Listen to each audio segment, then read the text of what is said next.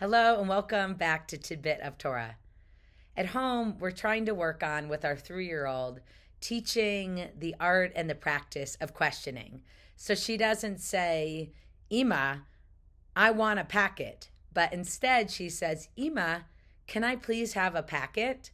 Sometimes this process of reiterating, I want, is not a question, and really taking the time to make sure she asks a question can feel a little bit like hitting our heads against the wall.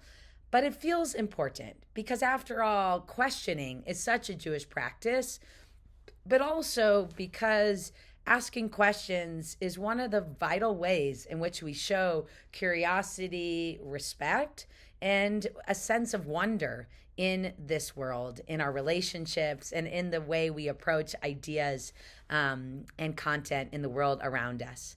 We see that in this week's Torah portion in a profound way. Avraham is able to push back, to challenge God, and to do so in a respectful way.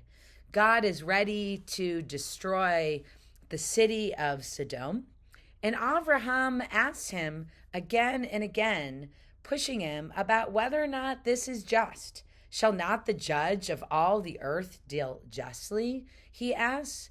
And then poignantly, he asks, if there are 50 innocent ones, will you still destroy the city?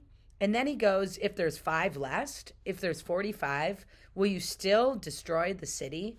And back and forth, God says, no, if there are that many people, I will not destroy the city, until they get down to 30 and 20 and finally 10. What if 10 should be there? Avraham asks. And God says, I will not destroy for the sake of the 10.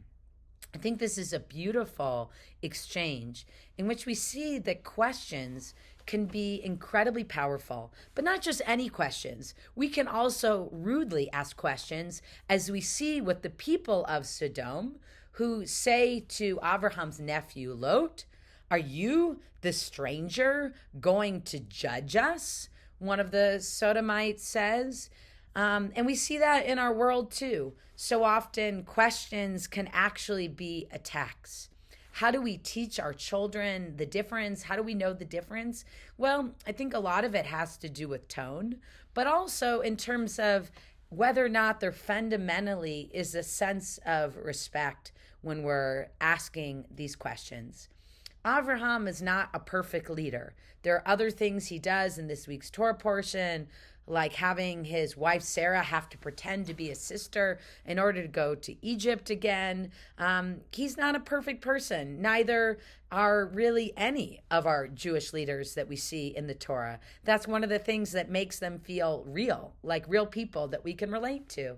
And yet I think one of Avraham's strengths is that he models for us and our children the importance of respectful questioning when we might feel the need to attack someone, instead to be able to ask a thoughtful question.